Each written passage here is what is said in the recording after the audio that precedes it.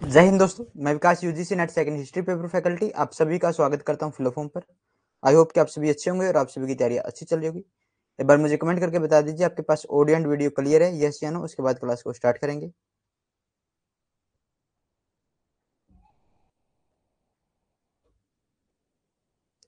Lovely good evening बहन, जय हिंद, शुभ संध्या।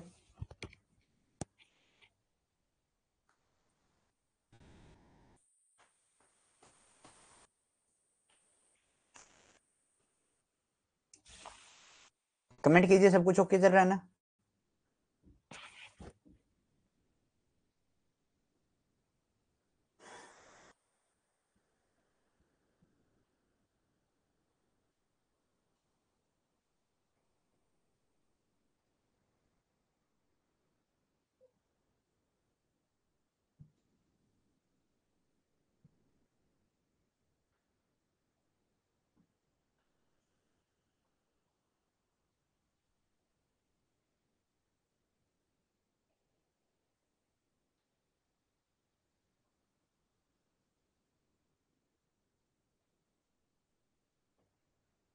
Basic information आपके लिए है ही है। आप टेलीग्राम ग्रुप को ज्वाइन कर सकते हैं और व्हाट्सएप ग्रुप को ज्वाइन कर सकते हैं, ताकि यूजीसी नेट के रिगार्डिंग अगर कोई न्यू अपडेट आती है तो आपको यहाँ पर मिलती रहे। आप हमारे इंस्टाग्राम पेज को भी फॉलो कर सकते हो, यहाँ पर हमारी शॉर्ट वीडियो डलती है आपके लिए point two point knowledge factor की। लवी ठाकुर, जय हिंद बहन, जय हिंद, शुभ संध्या।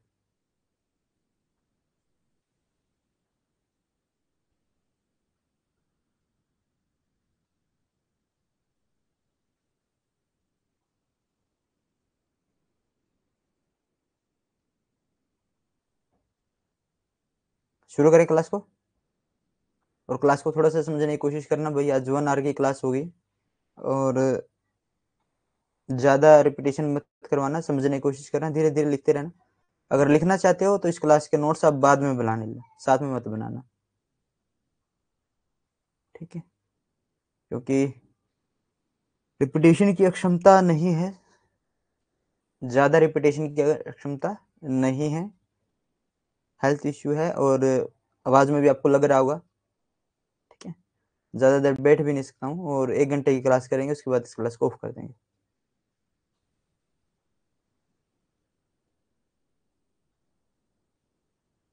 अंजुदक्ष, गुड इवनिंग बहन, गुड इवनिंग, शुभ संध्या।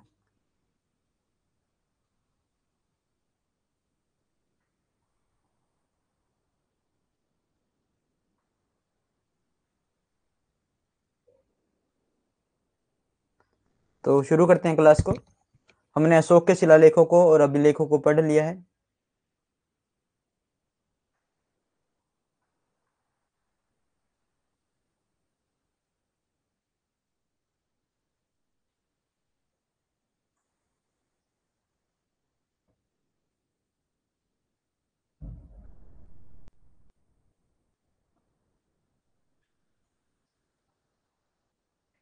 लवी, रेस्ट का समय नहीं है, गैप नहीं दे सकते स्टडी के अंदर। एक इमरजेंसी आ जाती है, उसका अलग बात है, ठीक है? कुछ ना कुछ धीरे धीरे कुछ ना कुछ तो करना चाहिए ना।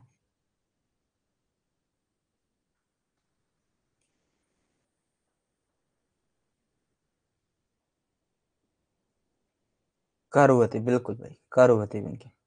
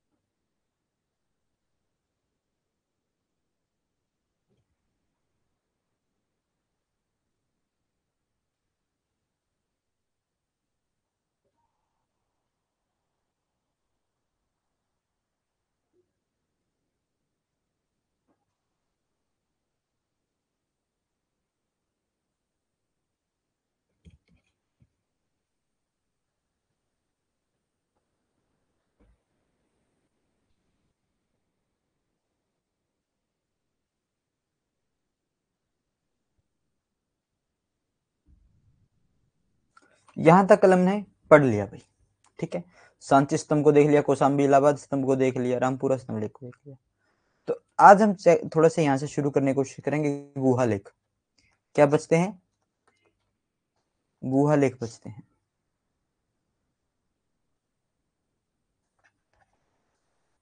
अशोक कालीन गुफाएं क्या थी? विहार थी, और विहार होता है बौद्ध एवं बौद्ध भिक्षुओं के रहने का स्थान एवं आजीवक संप्रदाय से भी संबंध था।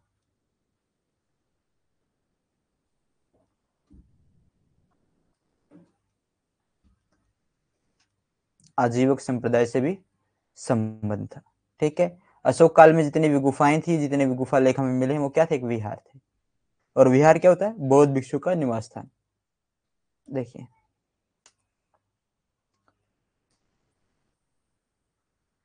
बिहार जहानाबाद, जहानाबाद में क्या है? पहाड़ी है, और इस पहाड़ी को क्या कहते हैं? बराबर की गुफाएं, बराबर की गुफाएं इसे कहा जाता है। क्या कहा जाता है? बराबर की गुफाएं कहा जाता है। 4 प्रस्तर गुफाएं यहाँ पर, 4 पत्थर की गुफाएं हैं। कितनी गुफाएं हैं? 4 पत्थर की गुफाएं यहाँ पर। 4 गुफाएं कौन कौन सी हैं? सुदामा झोपड़ी, विशव झोपड़ी, नाम है गुफाओं के, कर्ण चोपड़,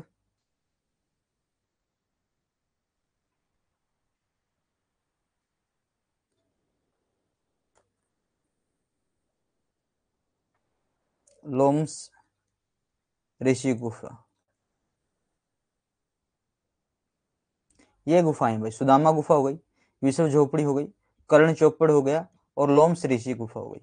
पहली जो 3 गुफाएं हैं, इनके अंदर लेख युक्त क्या है? ये लेख युक्त है, हमें यहाँ पर लेख युक्त है, हमें यहाँ से लेख देखने को मिलता है। लोम्स ऋषि, लोम्स ऋषि, इसके ऊपर कोई भी लेख उत्कीर्ण नहीं है, कोई भी। अनु गुड इवनिंग भाई, शुभ संध्या। कोई भी लेख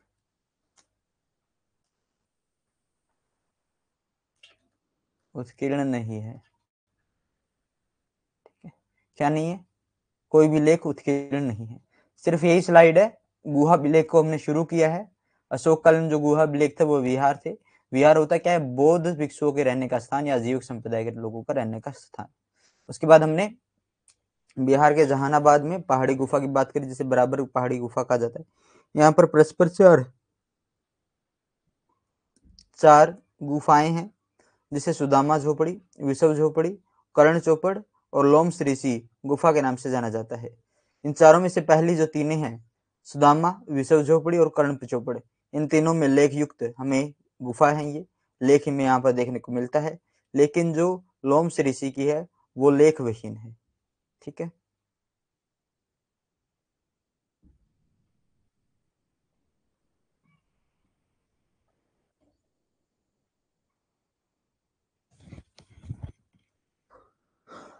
कमेंट कीजिए।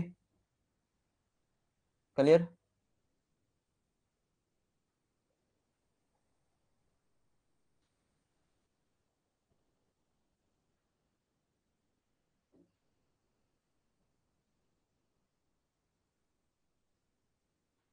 आगे बढ़ते भाई।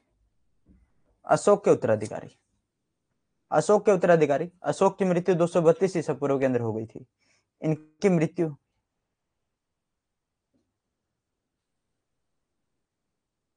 कल मॉर्निंग में क्लास तो करेंगे, ठीक है, कल मॉर्निंग में क्लास करेंगे।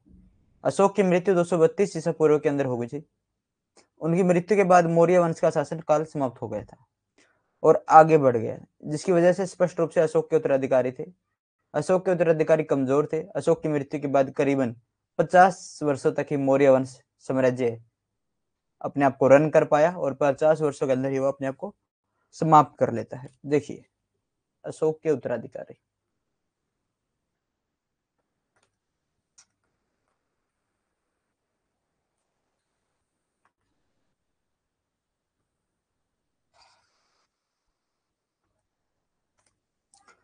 बौद्ध, जैन और हिंदू ग्रंथों में अलग अलग हमें वंशावली मिलती है। बौद्ध, जैन, हिंदू ग्रंथों में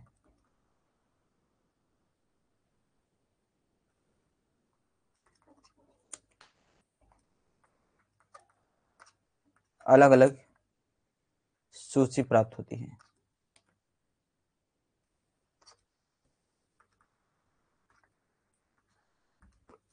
इसलिए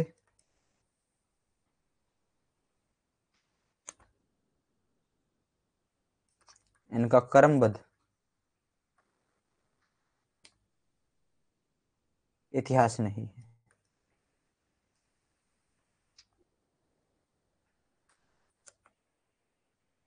अशोक की मृत्यु के बाद मौर्य साम्राज्य दो भागों में बट गया था। अशोक की मृत्यु के बाद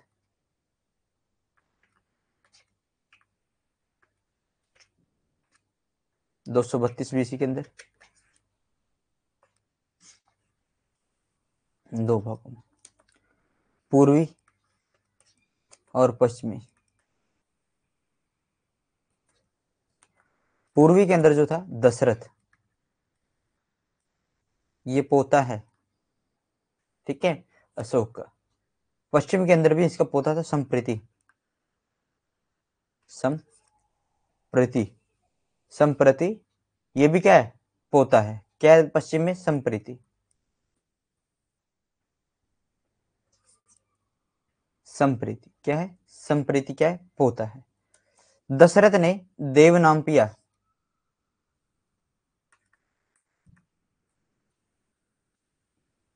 की उपाधि धारण की थी। बिहार के गया जिले में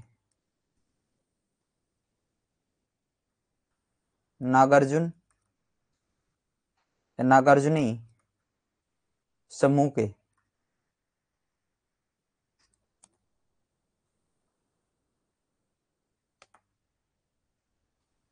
तीन गुफाओं का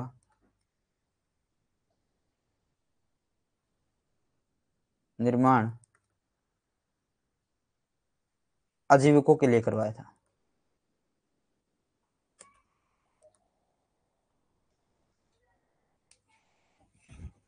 दशरथ जो अशोक का पोता है, उसने नागार्जुनी समूह के लिए, जो आजीविक संप्रदाय से जुड़े हुए, कितनी गुफाएं दान में दी थी, तीन गुफाएं दान में दे दी थी।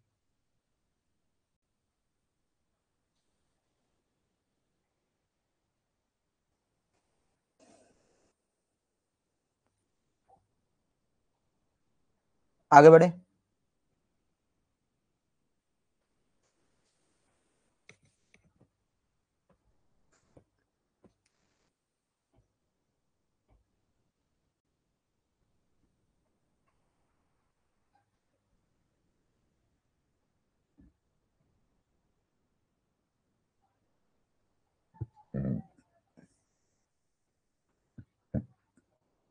कमेंट कीजिए।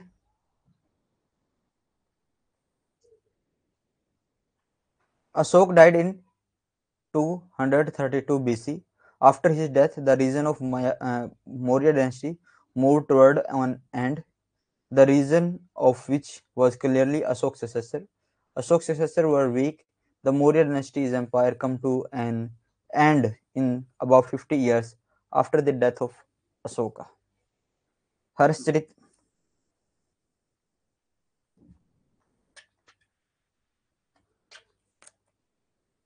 एवं पुराण, ये दोनों की बात कहते हैं कि मौर्य साम्राज्य का अंतिम शासक वृद्धरथ था। कौन था, वृद्धरथ। और वृद्धरथ को मारकर पुष्यमित्र शुंग गद्दी पर बैठा।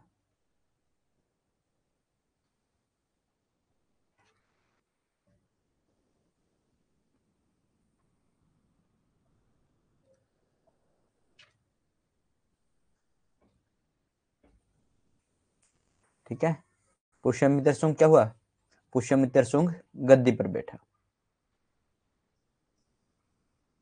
आगे बढ़े, आगे बढ़ते हैं। अब आ जाता है मगध का प्रशासन। मगध साम्राज्य दो हिस्सों में बटा हुआ था। दशरथ का आधिकारिक शासन साम्राज्य के पूर्व विस्तार में और संप्रीति का अधिकार साम्राज्य के पश्चिम विस्तार में था। पुराणों के अनुसार दशरथ का शासनकाल 8 वर्ष था। ठीक है, पुराणों के अनुसार दशरथ क्या कहते हैं, पुराणों के अनुसार दशरथ ने 8 वर्ष तक शासन किया था। पुराण तथा नागार्जुनी पहाड़ियों की गुफाओं में मिले शिलालेखों के आधार पर दशरथ कुणाल का उत्तराधिकारी था। दशरथ को देवनाम प्रिय की उपाधि मिली थी। दशरथ ने नागार्जुनी गुफाओं को आजीविकों के दान में दे दिया था। मत्स्य और वायु पुराण के अनुसार दशरथ अशोक का पुत्र था। इससे साबित होता है कि दशरथ और संप्रति कुणाल के ही पुत्र हुआ करते और अशोक के पुत्र थे। ये बात ही कहना चाहते हैं। ठीक है, अब मौर्य साम्राज्य का पतन। अब विभिन्न इतिहासकार ने विभिन्न अलग अलग इतिहासकारों के अलग अलग मत हैं। विभिन्न इतिहासकारों ने मौर्य वंश के पतन के लिए विभिन्न कारणों का उल्लेख किया है। कहते हैं कि इतने बड़े साम्राज्य के पतन के लिए कोई एक कारण या एक व्यक्ति उत्तरदायी नहीं हो सकता। विभिन्न इतिहासकारों ने मौर्य वंश के लिए विभिन्न कारणों का उल्लेख किया है पतन के लिए। हरप्रसाद शास्त्री, धार्मिक नीति यानी ब्राह्मण विरोधी नीति का कारण। ठीक है, अशोक ने कौन सी नीति अपनाई थी, धम्म की नीति अपनाई थी और ब्राह्मणों से विरोध करना शुरू किया। हेमचंद्र राय चौधरी, सम्राट अशोक की अहिंसक और शांतिप्रिय नीति। कहते हैं कि सम्राट अशोक ने जब युद्ध वगैरह छोड़े तो उसके साम्राज्य का पतन होना शुरू हो गया था। डीडी कोशाम्बी कहते हैं आर्थिक संकटग्रस्त व्यवस्था का होना। डीडी कोशाम्बी कहते हैं कि मौर्य साम्राज्य के अंदर अशोक ने सारा का सारा धन धर्म प्रचार के लिए लगा दिया, तो उनके पास आर्थिक संकट हुआ और इसलिए ये पतन हुआ। डीडी एन झा, निर्बल उत्तराधिकारी। डीडी एन झा कहते हैं, डी एन झा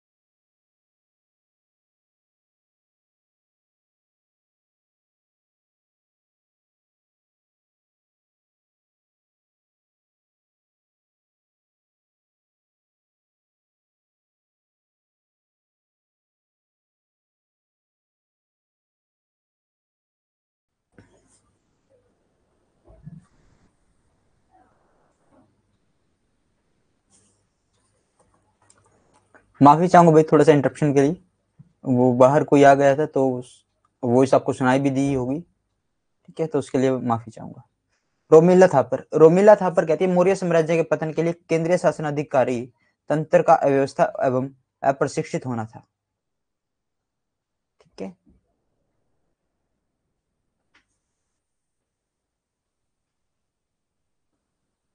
और जो मौर्य साम्राज्य उसके पतन का कारण किसे माना है, उसके पतन का उत्तरदायी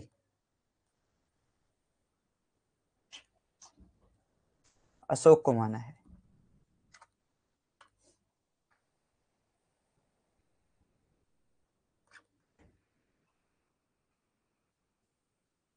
किसे माना है, अशोक को माना है।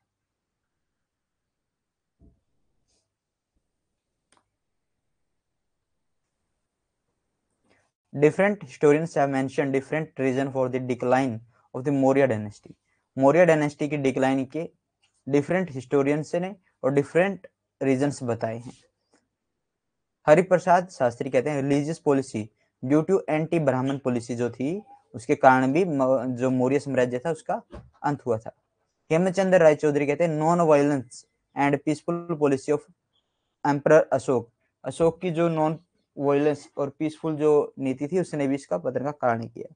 डीडी कोशाम्बी कहते हैं having system in economic crisis. तो कहते हैं कि मौर्य साम्राज्य के अंदर क्या आ गया था, इकोनॉमिकल क्राइसिस आ गया था, तो उससे भी क्या हुआ, इनका पतन हुआ।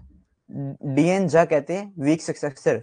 डीएन झा कहते हैं वीक सक्सेसर मतलब कि जो अशोक के सक्सेसर हुए वो वीक थे, उनके ज्यादा स्ट्रॉन्ग उत्तराधिकारी नहीं थे। रोमिला थापर कहती है the disorganisation and undertaking of the central government bureaucracy lead to the fall of the Maurya empire. वो कहती है कि मौर्य साम्राज्य के पतन का कारण की सत्ता का केंद्रीयकरण था, अधिक केंद्रीयकरण हो जाना।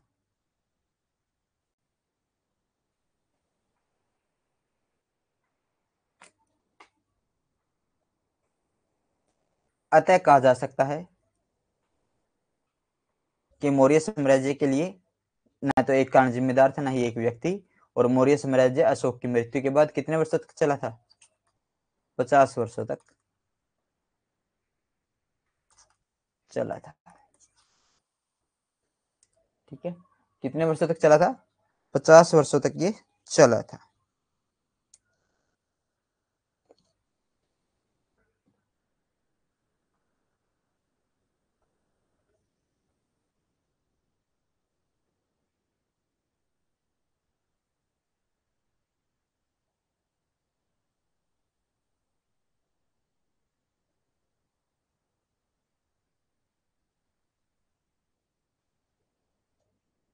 कमेंट कीजिए, समझ में आ गया? आगे बढ़ते हैं फिर।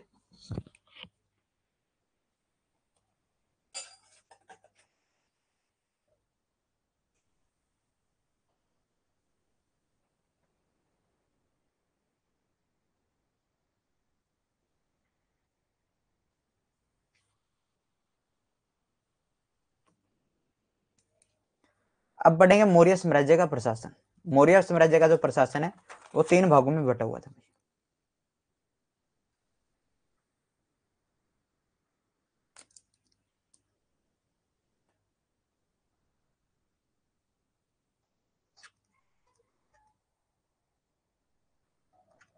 केंद्र,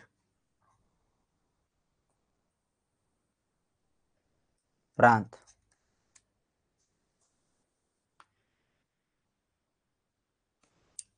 एक मिनट भाई,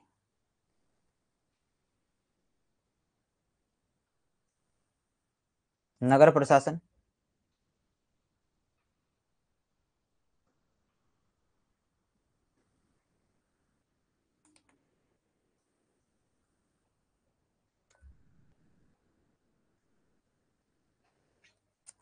प्रांतीय प्रशासन,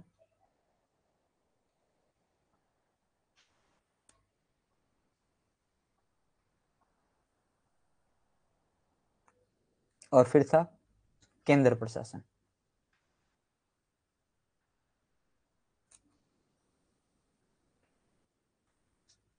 सबसे बीच में था नगर, उसके बाद प्रांत, प्रांत के बाद केंद्र। इस प्रकार प्रशासन को बांटा हुआ था। कौटिल्य के सप्तांग सिद्धांत के अनुसार राज्य के 7 अंग होते हैं। मौर्य साम्राज्य के स्वरूप राजतंत्रात्मक था। राजा की सहायता के लिए मंत्रीगण थे, जिनका चयन महामात्य से होता था। कौटिल्य ने कहा कि राजा जो राज्य रूपी रथ है, इसे एक पहिए के द्वारा नहीं चला जा सकता, इसका जो दूसरा पहिया वो मंत्री परिषद होती है। ठीक है, ये बात किसने कही है? ये बात चाणक्य ने कही है। देखिए, सप्तांग सिद्धांत की बात किसने कही? चाणक्य ने कही। सप्तांग सिद्धांत यानी राजा, राज्य, दुर्ग, धन, सेना, मंत्री और मित्र, ये राजा के सप्तांग सिद्धांत। ठीक है, मौर्य साम्राज्य में स्वरूप कैसा है? राज्य साम्राज्य का स्वरूप कैसा है? राजतंत्रात्मक, राजतंत्रात्मक, लेकिन तानाशाही नहीं है। ठीक है, निरंकुश नहीं है।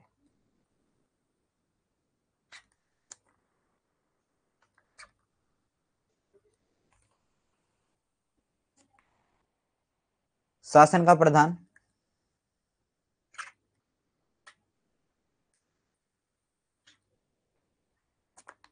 राजा, और राजा की सहायता के लिए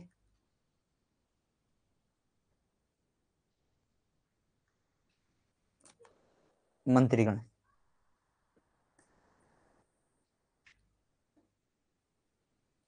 या फिर मंत्री परिषद। ठीक है, मंत्रीगण या मंत्री परिषद। और मंत्रीगण जो होते थे उनकी संख्या 4 या 3 होती थी। ठीक है, 4, 3 या 4, 3 या 4 इनकी क्या होती थी? संख्या होती थी। कितनी संख्या होती थी? 3 या 4 इनकी संख्या होती थी। कौन कौन से? एक तो था प्रधानमंत्री,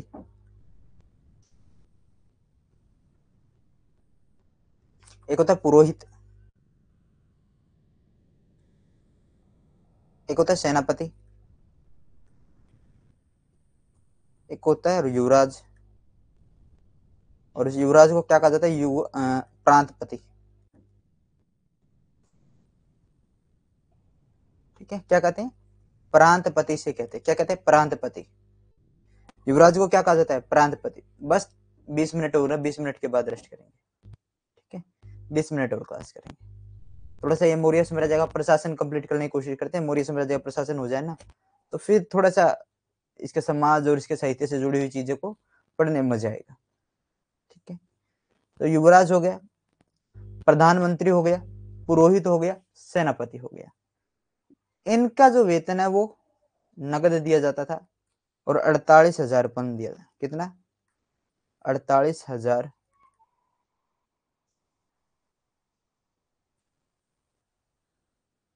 बिल्कुल कल 10 बजे करेंगे। ठीक है, 48,000 पण दिया जाता था। और पण जो है ये माप की इकाई है, मोहर की इकाई है, मुद्रा की इकाई है। क्या होती है, मुद्रा की इकाई होती है।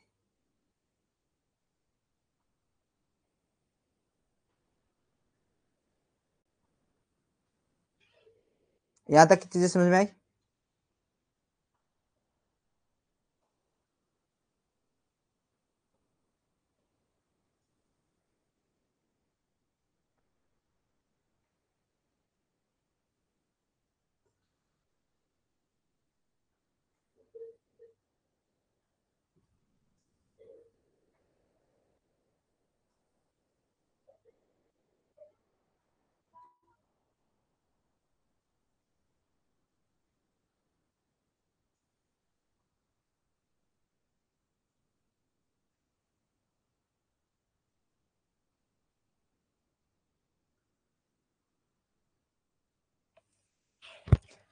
अब जो ये मंत्री थे, इनकी चयन की प्रक्रिया, जो मंत्री थे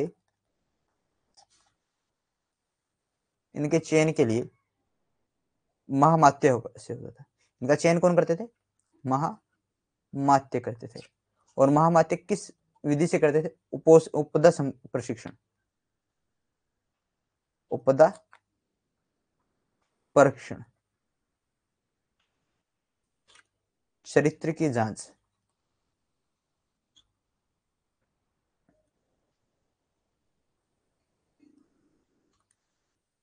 चरित्र की जांच करके, ठीक है, चरित्र की जांच करके एक क्या करते थे, उपदा प्रशिक्षण के द्वारा मंत्रियों को क्या करते थे, सिलेक्ट करते थे महामात्य। उपदा प्रशिक्षण कहा जाता है कि चंद्रगुप्त मौर्य के समय तो स्वयं चाणक्य ये उपदा प्रशिक्षण लिया करते थे। हाँ नो, आज थोड़ा सा हेल्थ इश्यू है तो उसकी वजह से ऐसा हो रहा है। देखिए, अब इसके ऊपर ध्यान दीजिए। यूनानी लेखकों ने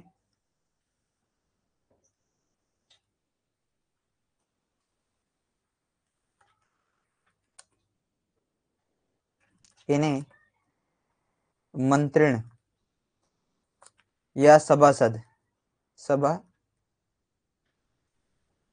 एवं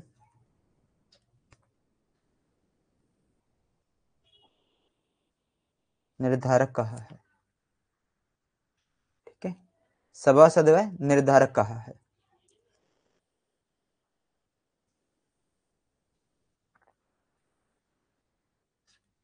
परिषद या फिर मंत्रीगण, मंत्रिण, परिषा मंत्रिण,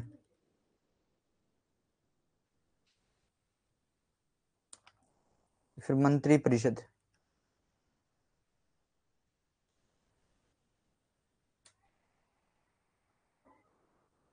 दूसरे व 14वें शिलालेख में उल्लेख है, शिलालेख में उल्लेख है मंत्रीगण का और मंत्री परिषद का। ठीक है, कौटिल्य ने कहा है, कौटिल्य ने क्या कहा है, कौटिल्य ने कहा है कि राज्य रूपी रथ के एक पहिए तो राजा है और एक पहिया मंत्री परिषद है। दोनों के साथ ही राज्य गति करता है, एक के साथ नहीं। According to Kautilya, Saptang theory, there are 7 parts of the state. The form of the Maurya Empire was monarchical. There were ministers of assistance to the king who were selected from among the Mahamatya. Kautilya has said that the chariot of the state cannot be driven by one wheel. The council of ministers is the second wheel.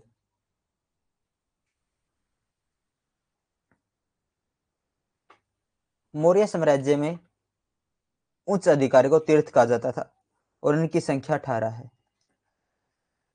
कितनी संख्या इनकी? इनकी संख्या 18 है। मंत्री होता है, मंत्री के बाद प्रधानमंत्री। ठीक है, मंत्री को क्या कहते हैं? प्रधानमंत्री टाइप होता है वर्तमान में। ठीक है, मंत्री या प्रधानमंत्री। आज का जो पीएम होता है वो स्थिति। पुरोहित धर्म व दान विभाग का प्रधान। चंद्रगुप्त के समय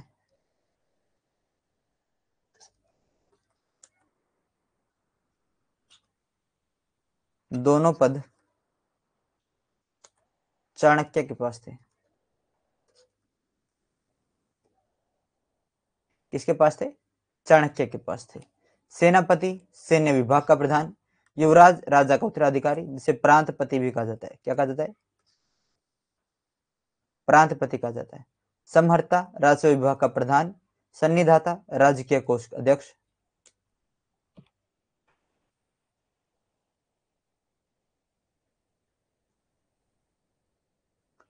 प्रदेष्टा फौजदारी न्यायालय का न्यायाधीश। नायक नगर रक्षक का अध्यक्ष। कर्मांतक उद्योग एवं कारखानों का अध्यक्ष।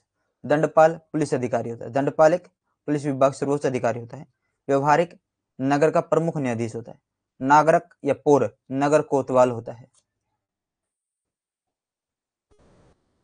दुर्गपाल राजकीय दुर्ग के रक्षक अध्यक्ष। अंतपाल सीमावर्ती दुर्गों का रक्षक। अटाविक वन विभाग का प्रधान। दोवारिक राजकीय द्वार रक्षक। अंतरशिक अंतवर्षिक अंतपुर का अध्यक्ष। मंत्रिपरिषद परिषद का अध्यक्ष।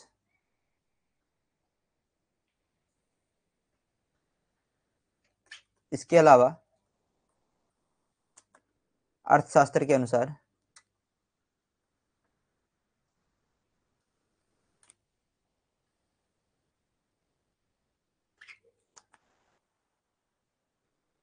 छब्बीस अध्यक्ष होते थे।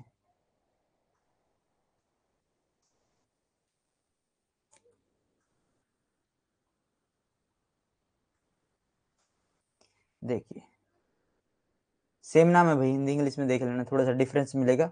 इंग्लिश वाले बच्चे आज माफ करना भाई।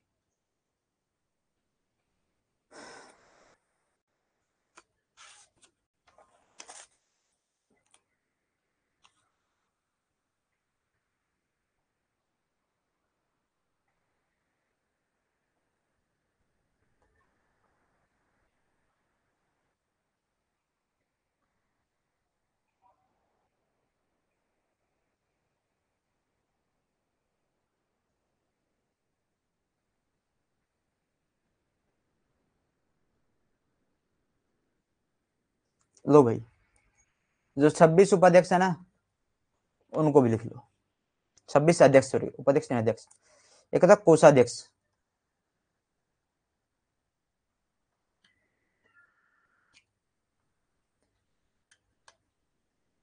काराध्यक्ष,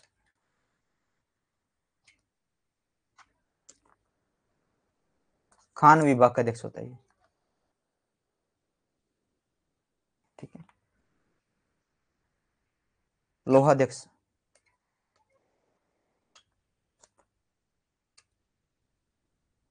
लो खान विभाग का अध्यक्ष होता है।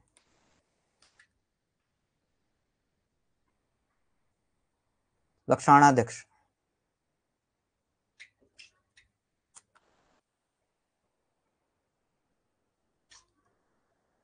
टकसाल विभाग का अध्यक्ष। लवणाध्यक्ष,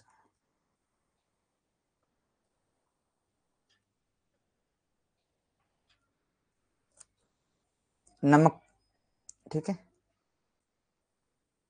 नमक खान का अध्यक्ष। सुवर्णाध्यक्ष,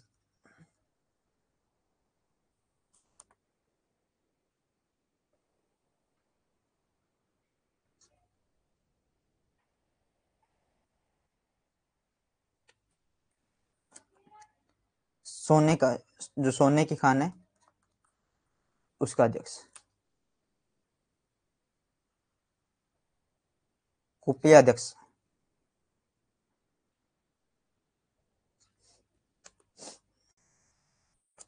वन का अध्यक्ष। आयु अध्यक्ष।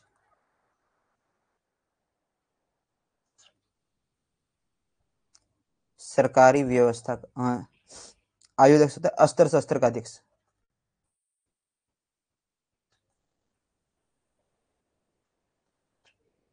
अस्त्र शस्त्र विभाग का अध्यक्ष आयु अध्यक्ष। पण्याध्यक्ष।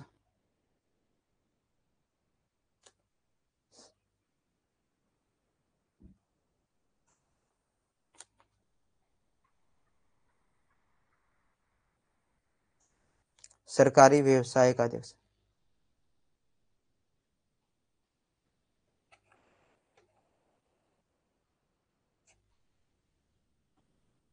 सरकारी व्यवसाय का अध्यक्ष।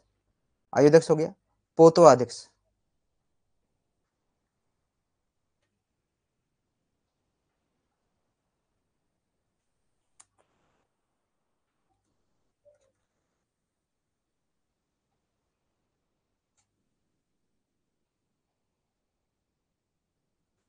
नापतोल का अध्यक्ष। क्या है? नापतोल का अध्यक्ष। सीता का अध्यक्ष।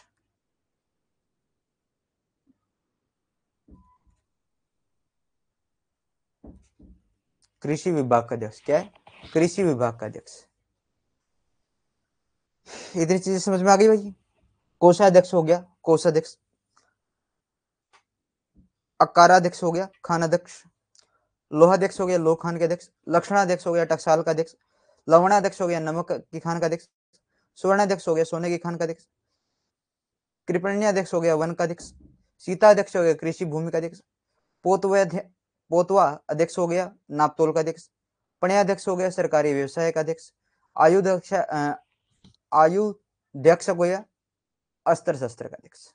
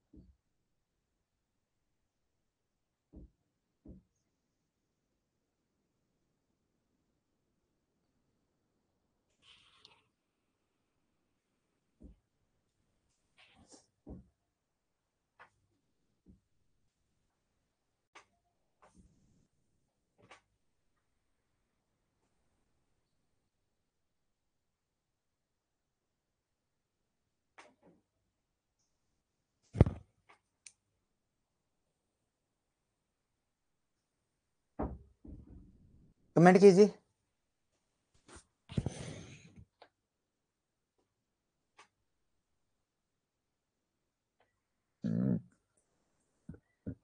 आ जाता है शुल्क का अध्यक्ष।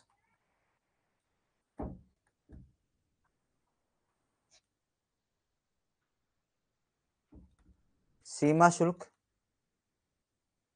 या पथकर शुल्क अध्यक्ष। ठीक है। सूत्राध्यक्ष।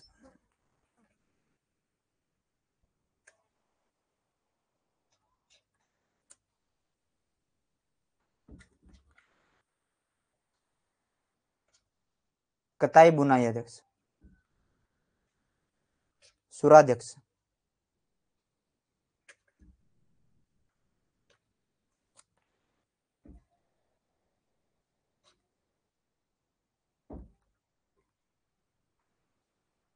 शराब या आबकारी अध्यक्ष। शराब या आबकारी अध्यक्ष। सोनाध्यक्ष।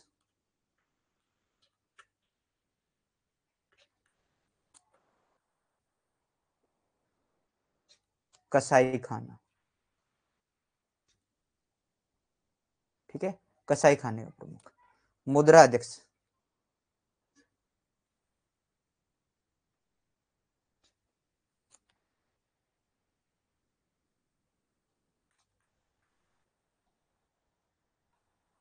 पासपोर्ट अध्यक्ष, ठीक है। विविधता अध्यक्ष, चारागाह अध्यक्ष, ठीक है। चारागाह विभाग का प्रमुख कौन है? विविधता अध्यक्ष है। वन धन नागर अध्यक्ष,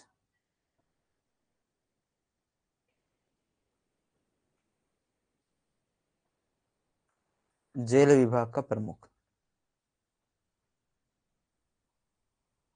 बंधन बंधन गृह बंधन आग्रह अध्यक्ष,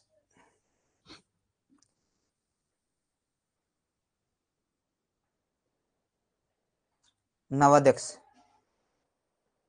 नावों का प्रमुख, पत्नाध्यक्ष,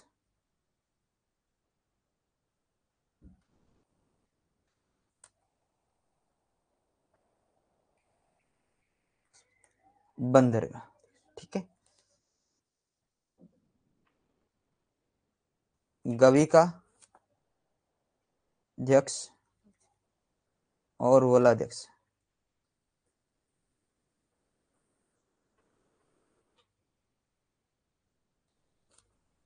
सेना के दो भाग, सेना के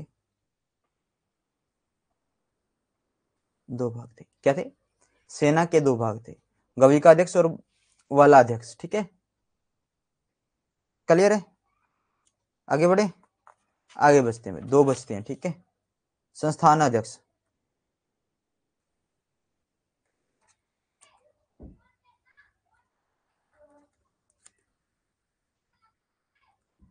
बाजार का प्रमुख,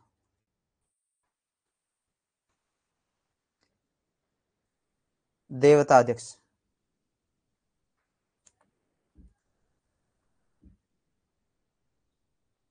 मंदिरों एवं देवालयों का प्रमुख,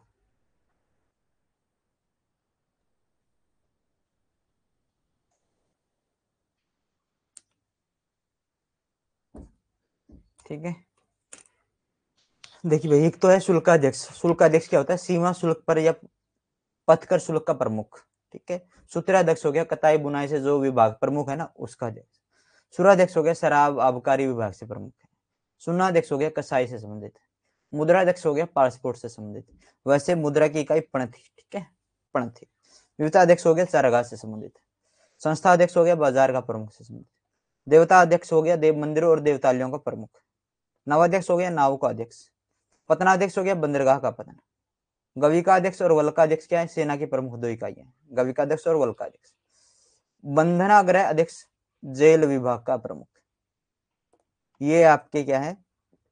मौर्य साम्राज्य का प्रांत, जो ये केंद्रीय प्रशासन था वो हमने पढ़ लिया, ठीक है। क्या पढ़ा है? केंद्रीय प्रशासन को हमने पढ़ा है। तो बाकी की क्लास करेंगे कल। बाकी अगर किसी को कोई पूछना है तो पूछ सकता है, ठीक है। कमेंट कर दीजिए आपको क्लास कैसी लगी, और बाकी क्लास कल करेंगे। अगर किसी को कोई भी डाउट है, कुछ भी पूछना चाहते हैं, तो वो बात कर सकता है। आज के पीछे की 5 मिनटें हम बात के लिए रखेंगे, ठीक है, कि काफी समय हो गया आपसे बात किए, है ना। और परिस्थितियां भाई सभी हमेशा सभी समान नहीं रहती, आगे बढ़ते रहना चाहिए, भले ही धीरे धीरे कदम बढ़ाओ, आगे बढ़ते रहो।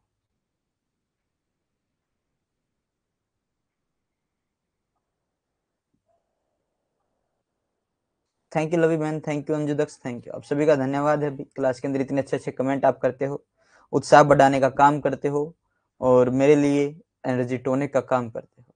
आपके द्वारा किया गया हर एक अच्छा कमेंट मुझे आगे बढ़ने और कुछ नया करने की प्रेरणा देता है।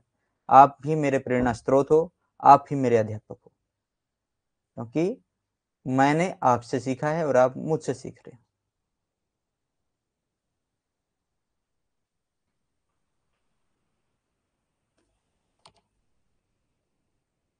Lovely, nice session, thank you lovely बहन, काफी दिनों बाद कमेंट किया। चलो कोई बात नहीं, कमेंट तो किया काफी दिनों बाद।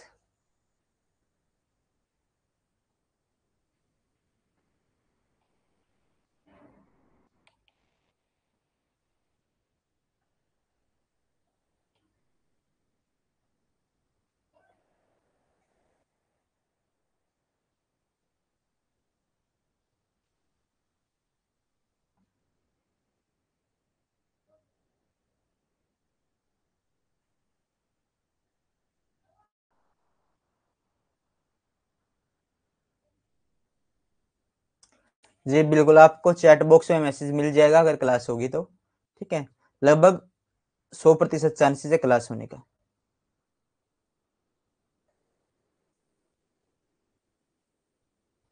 लवी, आपने पुराने बच्चे तो देखे नहीं जो पास आउट हो गए? कुछ बच्चे रहते हैं, चंपा हो गई, और भी बहुत सारे, प्रमदीप हो गई, और भी पुराने बच्चे हैं जो आपको देखे नहीं कभी। ठीक है, चलो।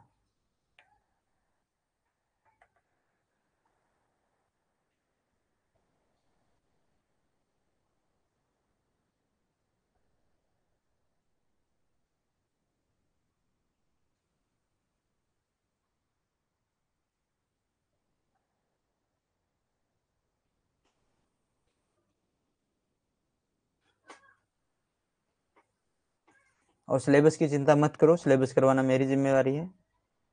15 मई तक सिलेबस हो जाएगा, ठीक है? 15 मई हम सिलेबस को बाय कर देंगे, 15 मई को। बस कल मौर्य और मौर्योत्तर को कंप्लीट करके हम परसों गुप्त शुरू करेंगे, ठीक है? मौर्य और मौर्योत्तर को कल कंप्लीट करने की कोशिश करेंगे। जितना हो सकता है उतने ज़्यादा जुड़ना बच्चे, और उतने ज़्यादा ध्यान से उसको पढ़ना।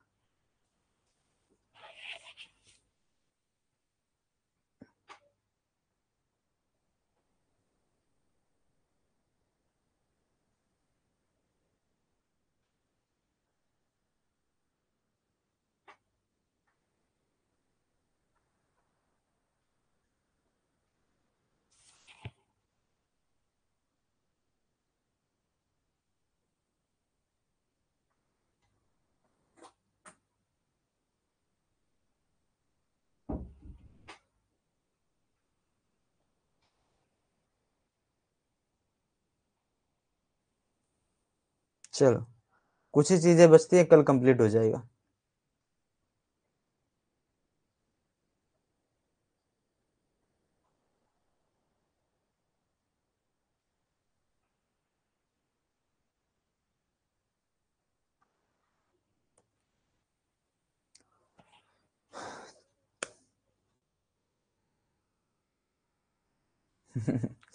तब तक के लिए स्वस्थ रहिए, मस्त रहिए। थैंक यू लवी। तो मिलते हैं कल एक नए अध्याय के साथ, कुछ नए तथ्यों के साथ। तब तक के लिए आप सभी को जय हिंद, जय भारत।